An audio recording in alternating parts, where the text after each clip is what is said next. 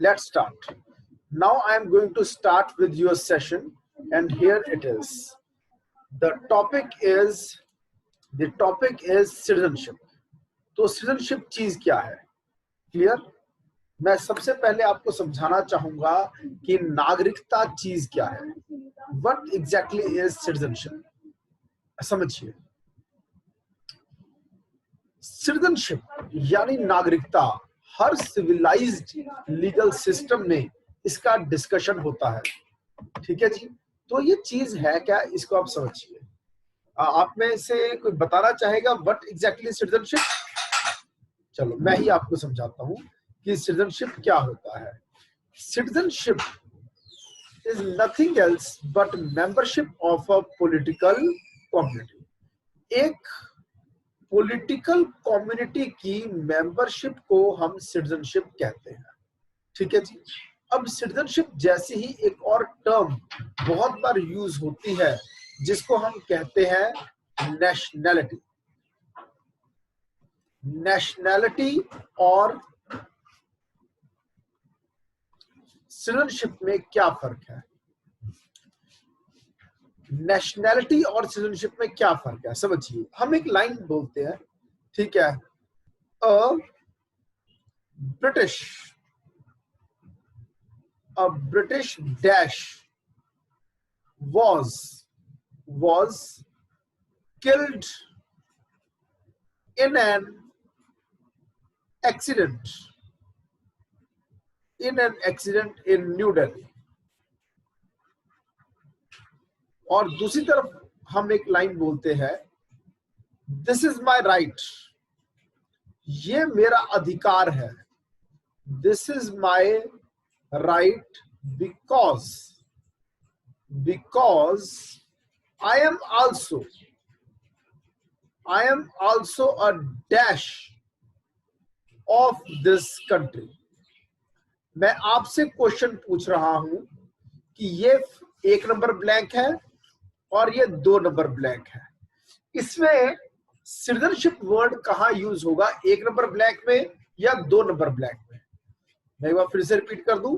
मैंने 2 fill in the blanks आपके सामने रख दिए हैं. ये है पहला number. A British dash was killed in an accident in New Delhi. यहां पर क्या आएगा, नेशनल या सिटीजन? और सेकेंड लाइन क्या है, this is my right because I am also a dash of this country. यहां पर क्या आएगा, नेशनल या सिटीजन? सबसे पहले बताओ कि सिटीजन वर्ड कहां आएगा, 1 नंबर में आएगा या 2 नंबर में आएगा? देखते हैं कौन पहले जवाब देगा. The second one. Second one. किसने जवाब दिया, नाम बताएं. Vanshika Singh sir. Vanshika, Sir. Very good, बहुत अच्छे. और नेशनल वर्ड कहां यूज होगा? नेशनल वर्ड कहां यूज होगा, 1 में या 2 में? ऑफ कोर्स 1 में. अब इन 2 फिल इन द ब्लैंक्स के थ्रू हम स्टडी करते हैं. A British national was killed in an accident in new Delhi.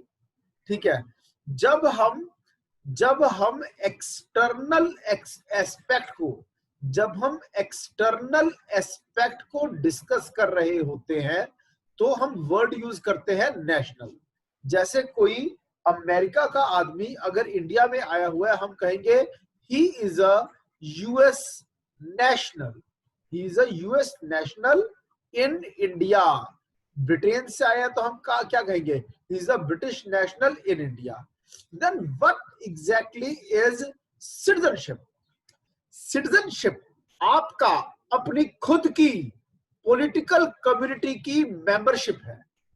हमारा देश एक पॉलिटिकल कम्युनिटी है और आपका जो रिलेशनशिप आपके खुद के देश के साथ है वो क्या है, नागरिकता यानी कि सिटीजनशिप.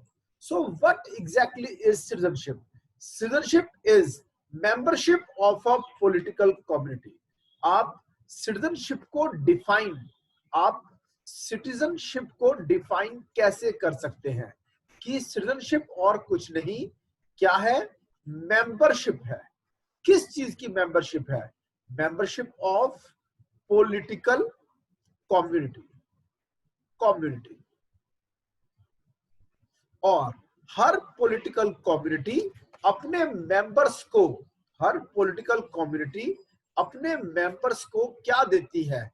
कुछ अधिकार देती है, कुछ राइट्स देती है, और साथ ही देती है कुछ लायबिलिटीज। तो उसी तरह से हर सिटीजन ऑफ इंडिया, यस, हर सिटीजन ऑफ इंडिया को सिटीजनशिप के साथ साथ क्या मिलता है? राइट्स भी मिलते हैं और साथ ही साथ लायबिलिटीज भी मिलती है।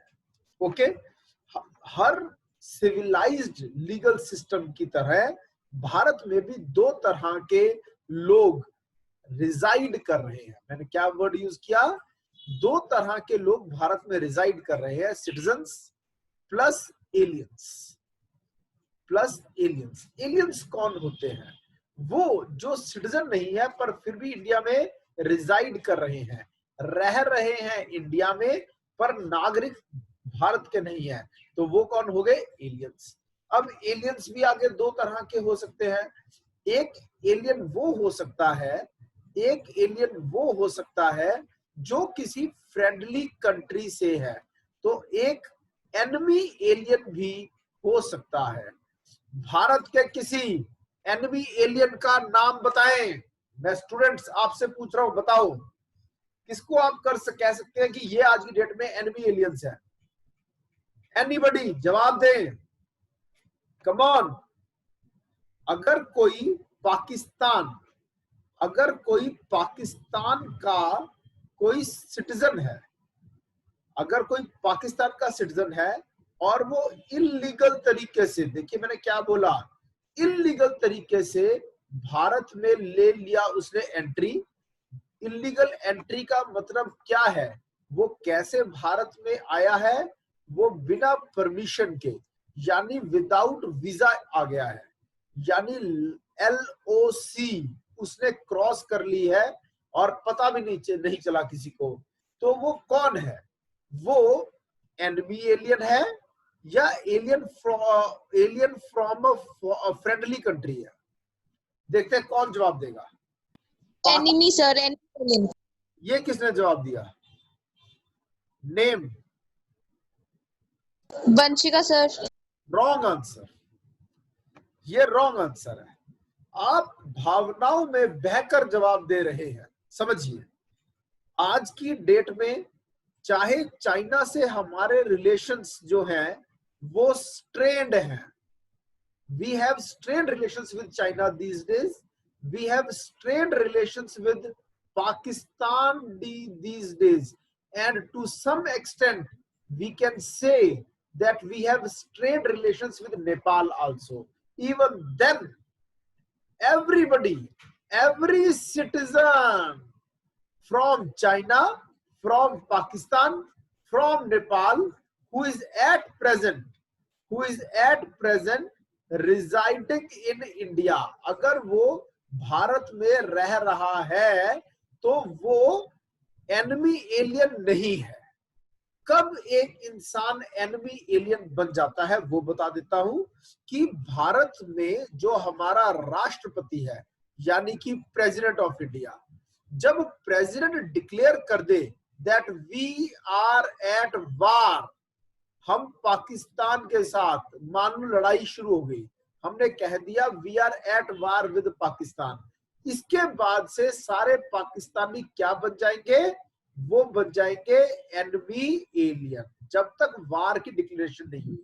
और वही लोग फ्रेंडली बन जाएंगे, एनिमी फ्रॉम फ्रेंडली कंट्री बन जाएंगे जिस डेट को भी प्रेसिडेंट ने कहा that we are at peace with Pakistan.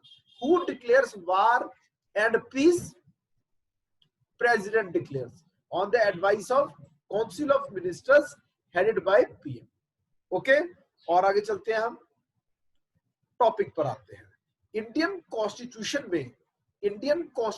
में जो दे रखा है हमने इस टॉपिक को, वो कहां दे रखा है?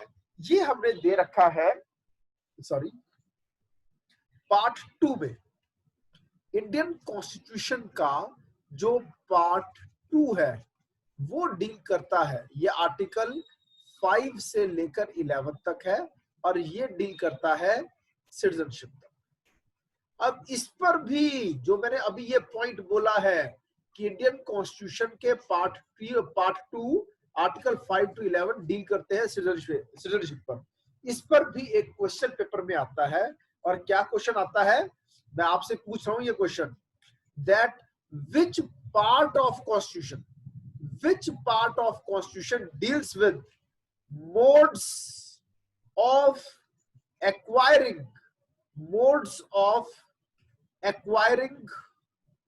Indian citizenship.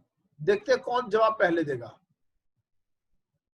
बताइए कौन बच्चा जवाब देगा। पार्ट नंबर बताना है 1 2 3 4, जल्दी बताए। विच पार्ट ऑफ कॉन्स्टिट्यूशन, किसने बोला, जवाब दें, जवाब दें। आवाज दब गई थी बच्चे की, जल्दी बोलिए। Which part of constitution of India deals with modes of acquiring Indian citizenship, कौन बताएगा?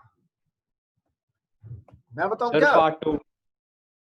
ये फिर आपने भावुक होकर गलत जवाब दे दिया। अगर क्वेश्चन ये आता है, अगर तो क्वेश्चन ये आता है कि सिटीजनशिप कौन से पार्ट में गिवन है, तो आप आंसर करेंगे पार्ट 2। पर अगर क्वेश्चन आ जाता है मोड्स का, modes of acquiring Indian citizenship, कैसे कोई इंडिया का नागरिक बन सकता है, या फिर मोड्स ऑफ लूजिंग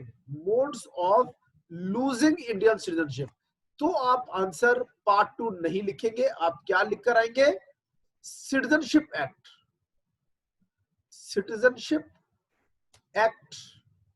1955। समझाता हूं क्यों, समझिए। इंडियन कॉन्स्टिट्यूशन जो हमारा लागू हुआ था, जो हमारा इंडियन कॉन्स्टिट्यूशन एनफोर्स हुआ था, वो 26 जनवरी 1950 को हुआ था। और कॉन्स्टिट्यूशन के और इंडियन कॉन्स्टिट्यूशन के पार्ट 2 ने, यानी आर्टिकल 5 to 11 ने इस बात को डिक्लेयर कर दिया कि सिटीजन कौन है और नॉन सिटीजन कौन है। क्योंकि पार्टीशन की लड़ाई उस समय भारत और पाकिस्तान दो देश बन रहे थे, तो कौन सिटीजन है और कौन नॉन सिटीजन है, इस कंफ्यूजन को दूर किया पार्ट 2 ने, आर्टिकल 5 to 10 ने, मैं 10 बोलूंगा अभी से, क्लियर। और जो 11th आर्टिकल था वो क्या कहता है कि हमने एक काम तो कर दिया। आर्टिकल 11 ये कहता है कि एक काम तो हो गया कि कौन सिटीजन है कौन नॉन सिटीजन, लेकिन फ्यूचर में क्या होगा, लेकिन फ्यूचर में कौन कैसे इंडिया की सिटीजनशिप को एक्वायर कर सकता है और किन परिस्थितियों में one will lose Indian citizenship, इसको गवर्न करने के लिए एक लॉ बनेगा। और ये लॉ कौन बनाएगा? ये लॉ कौन बनाएगा? ये लॉ बनाएगी भारत की संसद, यानी कि पार्लियामेंट। अकॉर्डिंगली पार्लियामेंट ने लॉ बनाया और उस लॉ का नाम है citizenship act 1955, the citizenship act 1955। सो इसके हिसाब से देयर आर, पहले तो थे 5 modes of acquiring Indian citizenship and 3 modes, 3 तरह से of losing citizenship of India. मगर 5 में फिर 1 और ऐड हो गया, ठीक है। और वो 1 क्या है? असम अकॉर्ड, ठीक है। और अभी एक और भी चेंज आ गया, the mode of acquiring Indian citizenship, और वो क्या आ गया? Citizenship amendment act. मैं अपने सेशन के एंड में नागरिकता संशोधन कानून के बारे में बताऊंगा कि कैसे वो 7th मोड बनेगा, क्लियर। तो कैसे कैसे नागरिक बन सकते हैं आप, अब मैं डिटेल में इसकी जानकारी आपको देने जा रहा हूं। Okay, coming back to the theory roots, यहाँ देखिए, हर मॉडर्न स्टेट की तरह भारत में भी दो तरह के लोग हैं, सिटीजन्स हैं और एलियंस हैं। सिटीजन्स फुल मेंबर होते हैं, सिटीजन्स जो होते हैं वो फुल मेंबर्स हैं, ठीक है, एंड दे ओ एलिजियंस, यानी कि भारत के संविधान में वो आस्था भी रखते हैं, ठीक है, उनको सभी सिविल और पॉलिटिकल राइट्स मिलते हैं, जबकि एलियंस को अधिकार मिलते हैं पर सभी नहीं मिलते, ठीक है। They are citizens of some other country, किसी और देश के सिटीजन्स होते हैं, उनको सभी सिविल और पॉलिटिकल राइट्स नहीं मिलते, राइट टू वोट नहीं मिलता, राइट टू कॉन्टेस्ट इलेक्शंस नहीं मिलता। क्लियर? आगे एलियंस दो तरह के, फ्रेंडली और एनिमी, अभी समझा चुका हूं, ठीक है। फ्रेंडली एलियंस वो है जिसके साथ हमारे कॉर्डियल रिलेशंस है, एनिमी वो है जिनके साथ हम एट वार हैं, जिनके साथ जंग शुरू हो गई, उनके पास और लेसर राइट्स होते हैं, उनके साथ किया गया कॉन्ट्रैक्ट वॉइड हो जाता है ऑटोमेटिकली। और आगे चलते हैं, देन वेट, ओके, और आगे चलते हैं। अब वो कौन से ऐसे राइट्स हैं, ठीक है, ये पहले मैं समझा दूं। जो एलियंस हैं दे एंजॉय लेसर राइट, जो एनिमी एलियंस हैं उनको कई महत्वपूर्ण अधिकार नहीं मिलते, they enjoy lesser rights than the friendly aliens, they do not enjoy protection against arrest and detention. Article 22 में बहुत ही इंपॉर्टेंट डेटेन्यू राइट्स दिए हुए हैं, डेटेन्यू राइट्स, कि जिसको डिटेन किया गया है उस इंसान के अधिकार, यानी जिसको अरेस्ट किया गया है। Rights of an arrested person, और rights of an arrested person के चैप्टर में पहले बता रखा है कि मेन अधिकार है जो वो भी नहीं मिलते एनिमी एलियंस को। चले आगे, क्योंकि कोई गुप्तचर है, पाकिस्तान का गुप्तचर उस समय भारत में है जब जंग छिड़ी हुई है, तो ऑफ कोर्स हम उसको अरेस्ट करके ये भी ना बताए क्यों अरेस्ट किया, चलेगा। और आगे चलते हैं, फिर कुछ ऐसे अधिकार है, हमारा जो कॉन्स्टिट्यूशन है जो केवल सिटीजन्स को देता है और एलियंस को, चाहे फिर वो फ्रेंडली एलियन ही क्यों ना हो, तो ध्यान रहे 15, 16, 19, 29, 30, 15, 16, 19, 29 और 30, ये वो फंडामेंटल राइट्स हैं जो कि केवल सिटीजन्स को मिलते हैं और नॉन सिटीजन्स को नहीं मिलते। 15, 16, 19, 29 और 30, ये वो फंडामेंटल राइट्स हैं which are available only to citizens. 15 कहता है no discrimination only on the grounds of caste, sex, religion, race, place of birth. 16 कहता है equality of opportunity in matters of public employment, सरकारी नौकरी में बराबर मौका सबको मिलेगा। 19 अपनी बात कहने का अधिकार, इकट्ठे होने का अधिकार, एसोसिएशन बनाने का अधिकार, रहने का अधिकार, काम धंधा करने का अधिकार। और 29, 30 क्या है, कल्चरल एंड एजुकेशनल राइट्स, ये केवल नागरिकों को मिलते हैं, एलियंस को नहीं मिलते। फिर कुछ ऐसे लीगल राइट्स है जो कि केवल सिटीजन्स को मिलते हैं, नॉन सिटीजन्स को नहीं मिलते, जैसे कि right to vote under article 326, it is a constitutional right and also a legal right, but not right to vote is not a fundamental right. Fundamental rights कहां दिए गए हैं, इंडियन कॉन्स्टिट्यूशन के पार्ट 3 में दिए गए हैं। क्लियर? जो राइट्स कॉन्स्टिट्यूशन में दिए हैं मगर पार्ट 3 से बाहर दिए हैं वो सब कॉन्स्टिट्यूशनल राइट्स है। गहराई में अगर बात करें तो राइट टू वोट जो है वो कौन सा एक्ट प्रोवाइड करता है, वो प्रोवाइड होता है रिप्रेजेंटेशन ऑफ पीपल एक्ट 1951 के द्वारा, which is a law, therefore it is a legal right. Exactly speaking, it is not a constitutional right. Constitution में आर्टिकल 326 में केवल एलिजिबिलिटी दी गई है, राइट एक्सप्लिसिटली कॉन्फर नहीं हुआ है। क्लियर? और किन इलेक्शंस में कॉन्टेस्ट करने का राइट। क्लियर। देन एलिजिबिलिटी, जो टॉप पोजीशंस हैं जैसे कि प्रेसिडेंट ऑफ इंडिया बनना, वाइस प्रेसिडेंट ऑफ इंडिया बनना, कभी भी non citizen president, vice president, governor, attorney general, supreme court का जज, हाई कोर्ट का जज, एडवोकेट जनरल, ऐसी टॉप कॉन्स्टिट्यूशनल फंक्शनरीज को एंजॉय नहीं कर सकता नॉन सिटीजन। ओके। और इसके साथ साथ कई ऐसी ड्यूटीज, लाइबिलिटीज भी है जो इंडियन कॉन्स्टिट्यूशन कॉन्फर करता है सिटीजन्स पर, जैसे टैक्स पे करना पड़ेगा। Okay. Respect for national flag, respect for national anthem and defence of the country. जंग छिड़ने पर हर सिटीजन को लड़ने के लिए कहा जा सकता है। कंपल्सरी ड्यूटी लगाई जा सकती है। ओके। और फिर एक इंसान चाहे सिटीजन बना है बाय बर्थ से या बाय नेचुरलाइजेशन से, ठीक है, या फिर रजिस्ट्रेशन से, या कैसे भी, ठीक है, वो टॉप पोजीशन जैसे कि प्रेसिडेंट ऑफ इंडिया भी बन सकता है। लेकिन यूएसए में केवल एक सिटीजन बाय बर्थ ही बन सकता है president. Naturalised citizen, citizenship by registration, अगर ऐसी कोई नागरिकता है तो वो प्रेसिडेंट ऑफ यूएसए नहीं बन सकता। नॉट क्लियर जी। और आगे चलते हैं हम। देन कुछ कॉन्स्टिट्यूशनल प्रोविजंस जो मैं इसके बारे में बताना चाहूंगा आपको। क्लियर। समझिए, जो भारत का संविधान है, ठीक है, वो कंटेन करता है पार्ट 2 में आर्टिकल 5 to 11 में सिटीजनशिप के रूल्स को, ठीक है। However, it contains neither any permanent nor any elaborate provisions.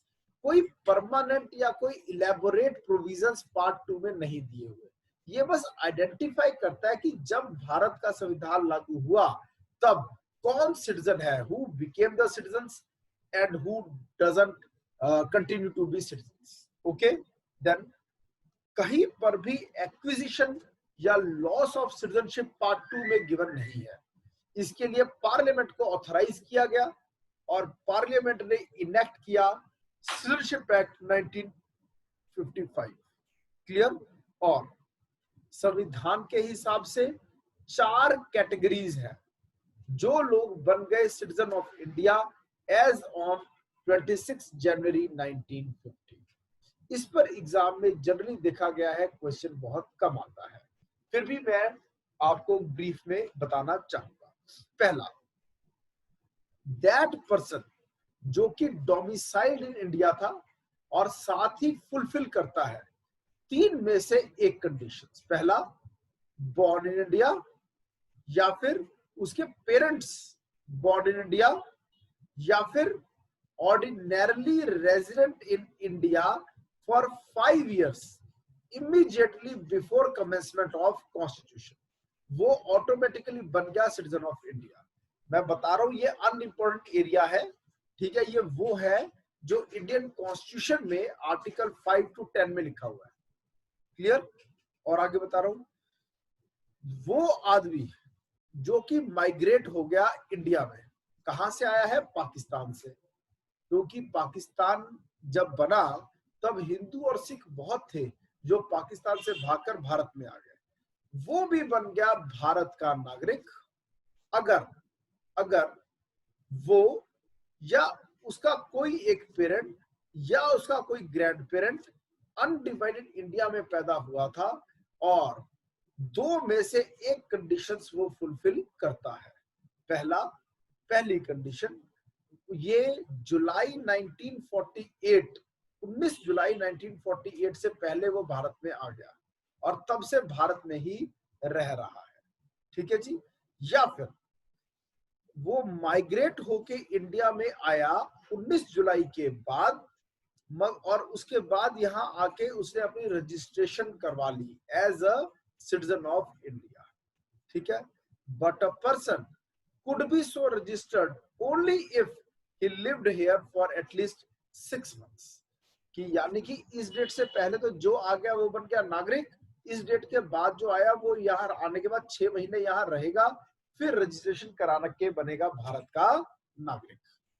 फिर 3, वो आदमी जो माइग्रेट हो गया पाकिस्तान में, इंडिया से गया है और 1 मार्च से पहले गया, लेकिन फिर वापस आ गया, रिटर्न टू इंडिया, और यहां पर रीसेटल हो गया, वो भी भारत का नागरिक बन सकता है। ठीक है, फॉर दिस उसको 6 मंथ्स यहां रहना होगा। क्लियर, रजिस्ट्रेशन से पहले के 6 महीने। अगला 4th एंड लास्ट, वो आदमी या उसके पेरेंट्स या फिर उसके ग्रैंड पेरेंट्स जो अनडिपेंडेंट इंडिया में पैदा हुए, बट जो कि ऑर्डिनरली रिजाइडिंग आउटसाइड इंडिया, वो भी भारत का नागरिक बन जाएगा अगर वो रजिस्ट्रेशन करवा लेता है अपनी as a citizen of India. कहां करवाएगा? इंडिया से बाहर जो डिप्लोमेटिक काउंसिलर है, यानी एम्बेसी में जाके नाम लिखवा देगा। जैसे कि मान लो कोई पाकिस्तान में रह रहा था, हिंदू था, ठीक है, वो यहाँ आया तो मगर वो यहाँ रहने की बजाय इंग्लैंड में रह रहा है because he is serving in UNO. ठीक है, तो वहां पर जाकर वो बस काउंसिलर रिप्रेजेंटेटिव, वो काउंसिलर रिप्रेजेंटेटिव के पास जाके अपना नाम लिखवा देगा। क्लियर, ओवरसीज इंडियंस इस तरह से भारत की नागरिकता पा सकते थे। ओके, अब ये किसके लिए था? ये डोमिसाइल्ड इन इंडिया के लिए था ये प्रोविजन। जो पाकिस्तान से आया उनको भी कवर करता है ये, जो एक बार पाकिस्तान चले गए पर फिर वापस आ गए उनको भी कवर करता है, और वो पीआईओ जो इंडिया से बाहर रह रहे हैं उनको भी कवर करता है। क्लियर, इस पर जो अभी मैंने ये चारों कैटेगरी कराई है, पेपर में क्वेश्चन नहीं आते। क्लियर, और आगे चलते हैं। अब कुछ और कॉन्स्टिट्यूशनल प्रोविजंस क्या है विद रिस्पेक्ट टू सिटीजनशिप।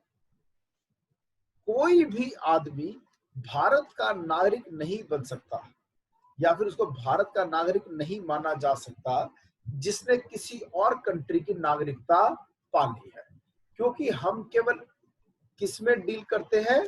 हम केवल सिंगल सिटीजनशिप में बिलीव करते हैं, जबकि ड्यूअल सिटीजनशिप हमारे यहाँ नहीं है। अब ड्यूअल सिटीजनशिप के भी 2 मतलब होते हैं। ड्यूअल सिटीजनशिप के 2 मतलब होते हैं। पहला, जो यूएसए की ड्यूअल सिटीजनशिप है, यानी हर इंसान को 2 नागरिकताएं मिलेंगी। एक तो मिलेगी सेंटर की यानी कि कंट्री की, और एक मिलेगी स्टेट की। क्लियर, और दूसरी तरफ ड्यूअल सिटीजनशिप का क्या मतलब है? ड्यूअल सिटीजनशिप का मतलब है 2 कंट्रीज की सिटीजनशिप होना। क्लियर, अब धीरे धीरे हम ये वाली नागरिकता को कुछ हद तक मान रहे हैं, क्योंकि हम भारत में पहले लेकर आए पीआईओ कार्ड। अब इस स्कीम को खत्म करके हम ले आया OCI, overseas citizenship of India. ये अभी भी चल रहा है। डिटेल में बताऊंगा कि कैसे ये ड्यूअल सिटीजनशिप है और कैसे ये ड्यूअल सिटीजनशिप नहीं है। और बताता हूं आपको, parliament shall have the power to make any provision. ये आर्टिकल 11 की बात हो रही है कि सिटीजनशिप को लेके कोई भी प्रोविजन, कोई लॉ बनाना है, कैसे एक्वायर करनी है और कैसे टर्मिनेट होगी सिटीजनशिप, इन सभी मैटर्स को लेकर लॉ कौन बनाएगा? पार्लियामेंट लॉ बनाएगी। और पार्लियामेंट लॉ कौन सा बनाया? Citizenship act 1955। क्लियर, और आगे चलते हैं हम। ये है वो एक्ट जो कि पास हुआ, सिटीजनशिप एक्ट 1955, जो किसके रूल्स की बात करता है? The modes of acquiring citizenship and the modes of losing the citizenship of India. Okay, और originally the Citizenship Act 1955 also provided for Commonwealth citizenship, लेकिन इसको रिपील करके इसको खत्म कर दिया। अब मैं आपसे पूछता हूं कि क्या होता है कॉमनवेल्थ? कोई मुझे बताएगा? एनी स्टूडेंट्स, मैं आपसे क्वेश्चन पूछ रहा हूं, जवाब दे। कॉमनवेल्थ क्या है? आज भी इंडिया कॉमनवेल्थ का मेंबर है, मुझे बताएं कॉमनवेल्थ क्या होता है? कम ऑन रिप्लाई, मैं आपसे आंसर चाहता हूं। There are so many students listening to me, बताइए।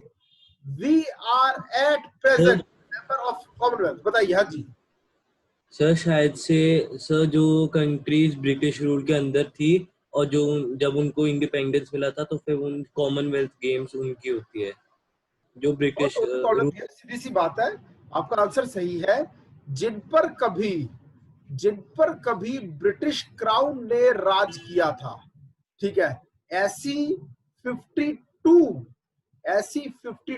कंट्रीज है जिन पर राज करता था कौन? England, UK.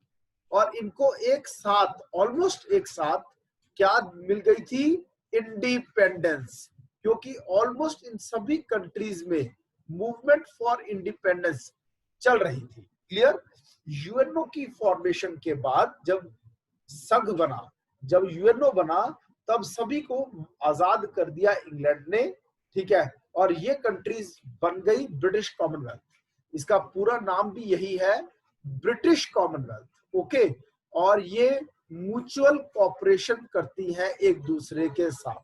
और आज भी ये सब कंट्रीज ब्रिटिश क्राउन को अपना सिंबॉलिक हेड मानती है, रूलर नहीं मानती, केवल सिंबॉलिक हेड मानती है। क्लियर? जबकि ये सभी कंट्रीज ज्यादातर अब क्या हो गई हैं? ये कंट्रीज सॉवरन हो गई है। क्लियर? यानी अपने सभी फैसले खुद ले सकती है। ओके, तो we are members of British Commonwealth. पहले हमारे सिटीजनशिप एक्ट में कॉमनवेल्थ की मेंबरशिप, कॉमनवेल्थ की सिटीजनशिप की बात थी, अब वो खत्म हो चुका है। अब क्या है? अब है modes of acquiring Indian citizenship and losing Indian citizenship. ठीक है जी, कैसे कैसे भारत की सिटीजनशिप लूज हो जाएगी और कैसे कैसे भारत की सिटीजनशिप एक्वायर होगी। क्लियर? मैं अपने अगले सेशन में डिटेल में आपको कराऊंगा सिटीजनशिप एक्ट 1955, जिसमें हमारा जो डिस्कशन होगा वो इन पॉइंट्स पर होगा कि कैसे बाय बर्थ कोई भारत का नागरिक बनेगा, बाय डिसेंट कोई कैसे भारत का नागरिक बनेगा, फिर बाय रजिस्ट्रेशन कोई कैसे भारत का नागरिक बनेगा, then by naturalisation, then by incorporation of territory, और sixth and the last one is the Assam accord. ये लेटेस्ट डेवलपमेंट है असम अकॉर्ड पर। अब इसके बाद एक और डेवलपमेंट आ गई है और वो है सिटीजनशिप अमेंडमेंट एक्ट। 3 तरह से नागरिकता खत्म हो सकती है, by renunciation, by termination, by deprivation. फिर मैं आपको सिंगल सिटीजनशिप के बारे में बताऊंगा, पीआईओ के बारे में बताऊंगा और ओसीआई के बारे में भी बताऊंगा। जम्मू कश्मीर की एक्सेप्शन कैसे थी वो बताऊंगा इसके बाद। ठीक है, ये सब हमारे अगले 2 सेशंस में हम सिटीजनशिप को खत्म करेंगे। क्लियर? Any question? कोई भी स्टूडेंट कोई क्वेश्चन पूछना चाहता है तो पूछ सकता है, मोस्ट वेलकम। Any questions? क्योंकि कल का हमारा टॉपिक ये होगा citizenship act 1955। Okay, may I end this session now? हाँ Vanshika, any question? Mic on करें, अपना क्वेश्चन पूछे। Sir, I wanted to ask that this Citizenship Act